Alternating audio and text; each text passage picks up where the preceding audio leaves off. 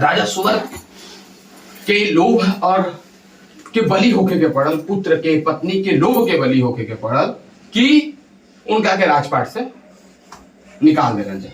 जब निकाल देला के बाद वो मेधा ऋषि के आश्रम में हिले, और मेधा ऋषि के आश्रम में जब आइले तो आश्रम में जब आवत है तो देखत का बारे कि एक ही पात्र में गाय भी पानी पियता, सिंह भी पानी पियता, माने एक दूसरा के विरुद्ध जे बा, जे एक दूसरा के आहार है उस सब शाकाहार के पालन करके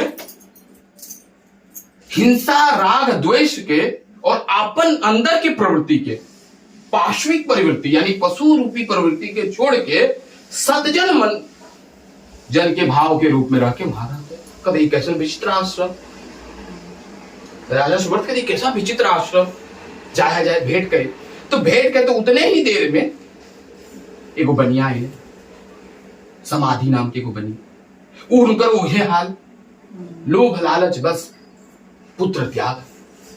जब पुत्र त्याग हो, पुत्र का करे, पिता के त्याग करते।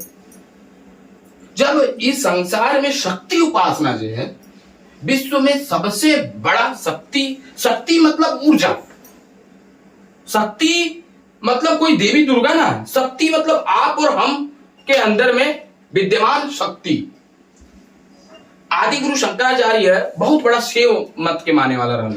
जब वो केदारनाथ गए दर्शन करे खातिर ना, तो कहने हम शिव को मानेंगे, हम शक्ति को नहीं मानेंगे।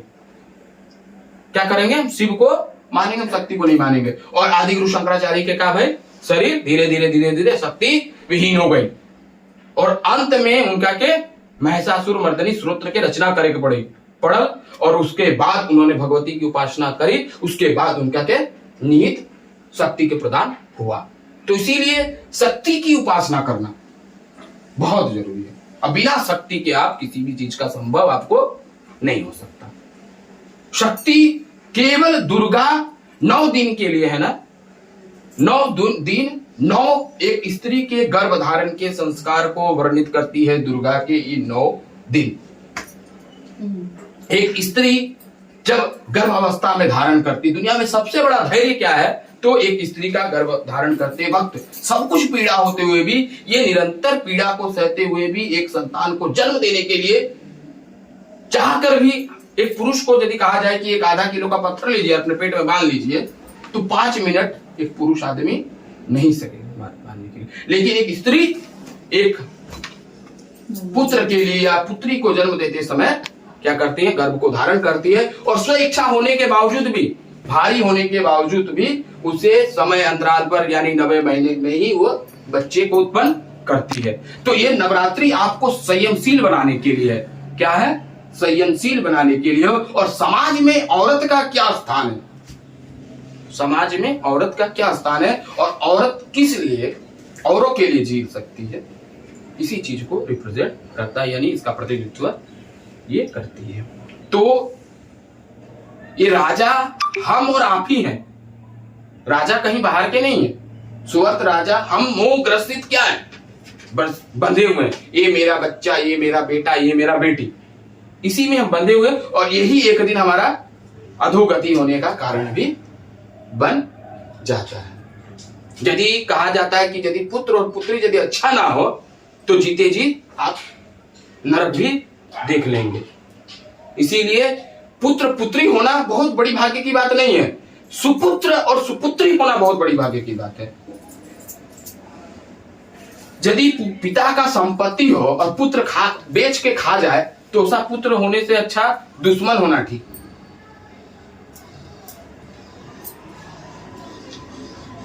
हाँ कि ना चाची? यदि बेच के खाइए देलक सारा संपत्ति माई बाप के, तो अच्छा दुश्मन पर अच्छा दुश्मनों तो वही करी जे बेटा कर दिया लो। जे बेटा से हम खुश ना भइनी तो दुश्मनों से तो खुश नहीं की, तो नहीं की। हाँ?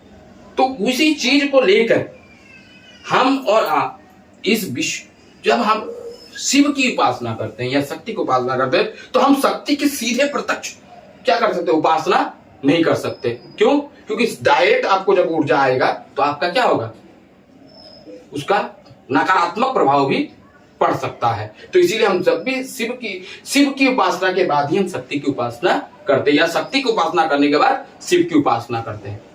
क्यों करना होता है? तो शिव शांति के प्रतीक है, क्या है, और धैर्यता के प्रतीक है, ध्यान के प्रतीक है। तो आप जब शक्ति को ग्रहण करना चाहें तो आपके अंदर ध्यान होना बहुत जरूरी है, एकाग्रचित होना। इसीलिए कहा गया है कि यदि आपको कर्मवान बनना है तो शिव के जैसा कर्मवान बनिए।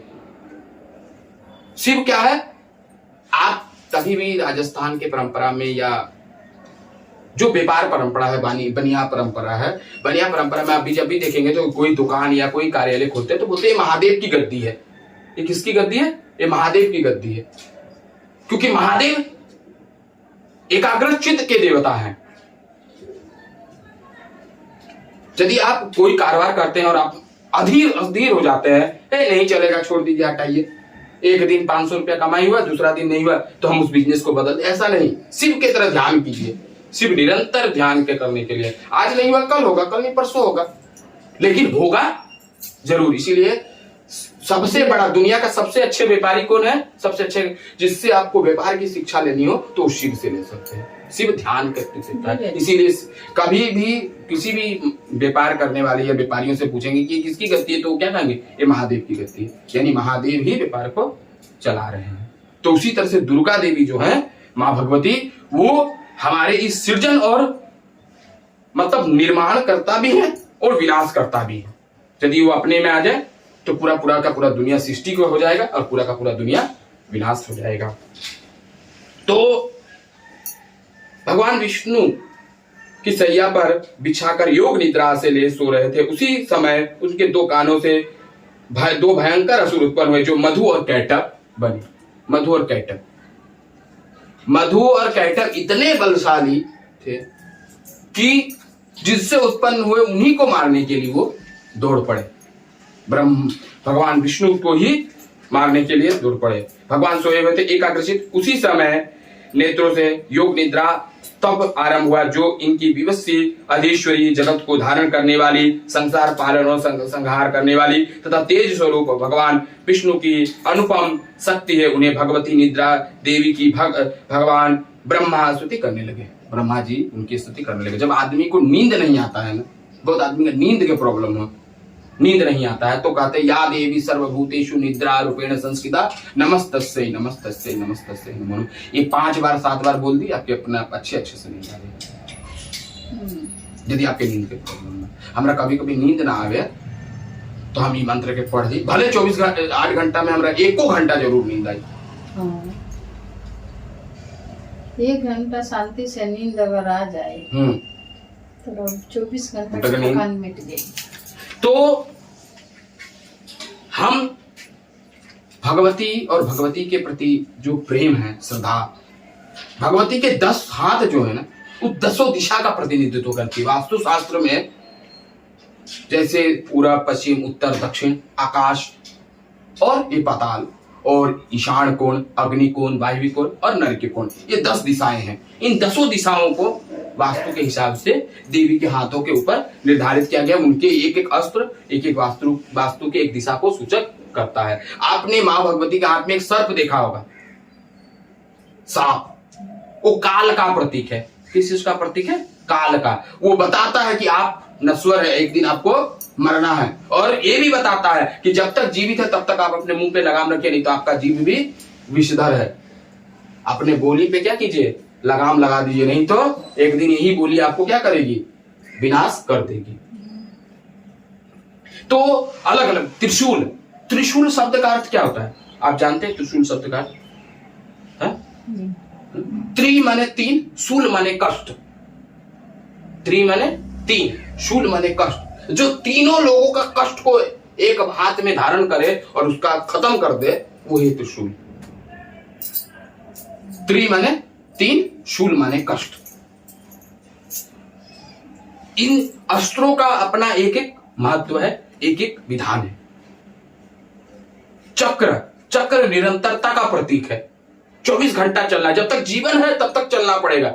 मौत अंत है, वो तो खत्म होना ही है एक नहीं एक दिन, उससे आगे आप जा नहीं सकते। इसीलिए भगवती हर वो सिद्धांत, हर वो विचार आपको अपने जीवन में आगे बढ़ने के लिए सिखा रही है।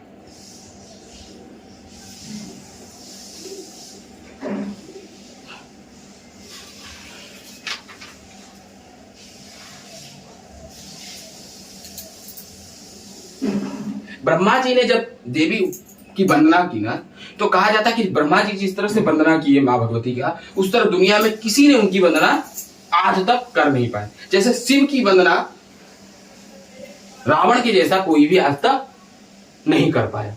कर पाया कोई?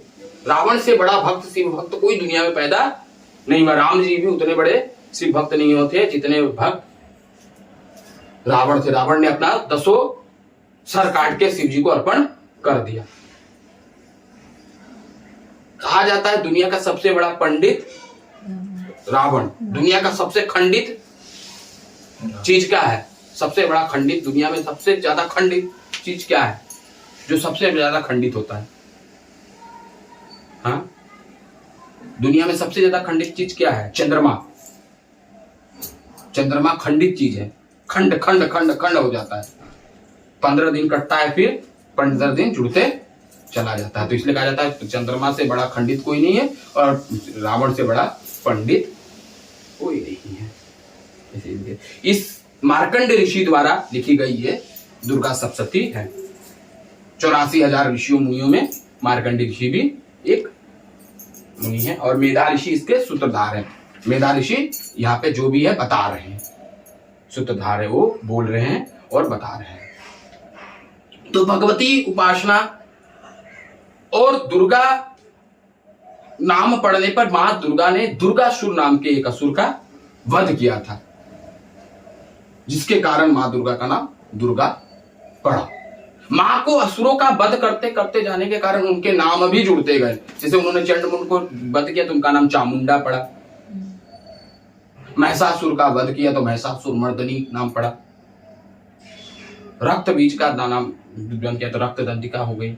लाल लाल एकदम 28। ये आपको अष्टमी के दिन ये कथा सुनने को मिलेगा। तो ये पहला दिन का ये कथा था। तो बोली दुर्गा मैया की जय। नमः पार्वती पते हर हर महादेव शंभो।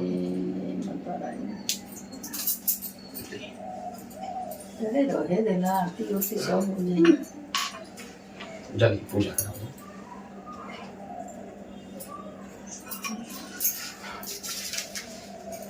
कुछ चीज गुप्त रखेगा चाहिए चाची, कुछ चीज गुप्त रखे। करुणावतारम संसार सारम भुजगेन्द्रहारम सदा वसंतम हृदयारविंदे भवम भवानी सहितं नमामि। गजाननं गोपालचारुहाक्षरम् उमासुतं शोकविनाशकारकं नमामि रामं रघुवंशनाथं। नमामि विघ्नेश्वरपादपङ्कजं। तमेव माता च पिता तमेव वन्दो च सखा तमेव विद्या द्रविणं तमेव सर्वं मम देव देव। जय अम्बे गौरी ओ मैया, जय श्यामा गौरी ओ मैया, जय आनंद करणी ओ मैया, जय मंगल मूर्ति तुमको निस दिन ध्यावत। मैया जी को हर कोई गावत, हरि ब्रह्मा शिवरी। ओम जय अम्बे गौरी मांग सिंदूर विराजत टीको मृद मद को। मैया टीको मृद मद को उज्ज्वल से दो नैना, निर्मल से दो नैना, चंद्र बदननी को।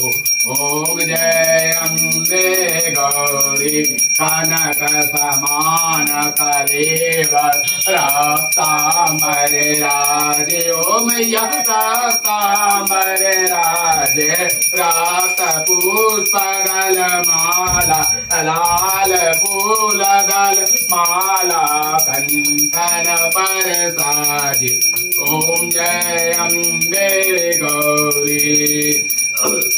के हरिवाहन राजत खड़ग खपड़धारी ओ मैया खड़ग खपड़धारी सुर नर मुनि जन सेवक नर नारी जन सेवक तिन के दुख हारी।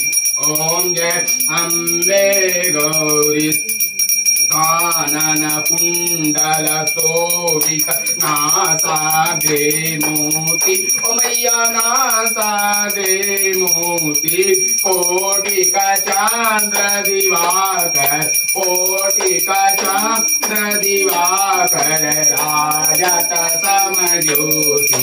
ओम जय अम्बे गौरी शुंभनि शुंभरि राधे महिषासुर घाती ओ मैया महिषासुर घाती शुंभ विलोचन नैना मधुर विलोचन नैना हरिशरीर मदभासी। ओम जय अम्बे गौरी चांड मुंड संहारे सोड़ित बीज हरे ओ मैया सोड़ित बीज हरे मधु कैटभ गौ मारे मधु कैटभ गौ मारे सुर भयही न करे। ओम जय अम्बे गौरी ब्रह्माणी रुद्राणी तुम कमला रानी ओ मैया तुम कमला रानी आगम निगम बखानी वेद पुराण बखानी तुम शिव पटरानी। ओम जय अम्बे गौरी 64 योगिनी गावतनी करत भैरो मैया नीत करत भैरो बाजत ताल मृदंगा बाजत ढोल मृदंगा और बाजत है डमरू। ओम जय अम्बे गौरी तुम्हारी जगत की माता तुम्हारी हो भरता ओ मैया तुम्हारी हो भरता भक्तन के दुख हरता संतन के दुख हरता सुख संपत्ति करता। ओम जय अम्बे गौरी बुराचार अति शोभित परमुखारी ओ मैया परमुखारी मनवांछित फल पावत मन इच्छा फल पावत सेवत नर नारी। ओम जय अम्बे गौरी कंचन थाल विराजत अगर कपूर बाती ओ मैया अगर कपूर बाती श्रीमान के तुम्हें राजत श्रीमान के तुम्हें राजत कोटि रतन ज्योति।